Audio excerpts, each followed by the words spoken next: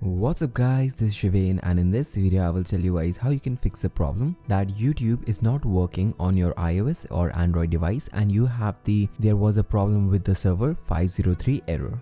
So before we begin with the video, I would just like to tell you guys that if you guys encounter any software related problems, then just comment down below or email us and we'll make a solution video for you guys. Now let's begin with the video. The first thing you have to do is to just restart your phone a couple of times to check whether that fixes your problem. The next thing you can do is refresh YouTube a couple of times.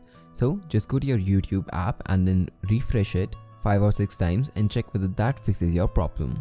Another solution to this problem is power cycling your device. So just turn off your device completely and then unplug your modem or router or the internet connection that you have at your home. Then wait for about 1 to 2 minutes. Then plug in back your modem or router, and after your internet service turns back on, just restart your device, relaunch YouTube and check whether your problem is fixed. Now this problem is mainly caused by YouTube itself. Basically YouTube servers just go down and this problem starts to occur. So the next solution is to check the YouTube server status, and you can do that by going to this website. I'll link it down in the description below for you to check out. This website will give you a chart of all the YouTube problems that have been going on recently, and if you see a major spike here, that means there has been a problem with the YouTube servers and that might have been causing this issue.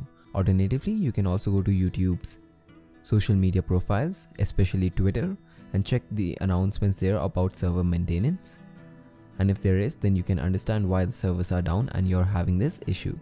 So in that case, you basically have to wait till the servers are back on and until Google fixes this error.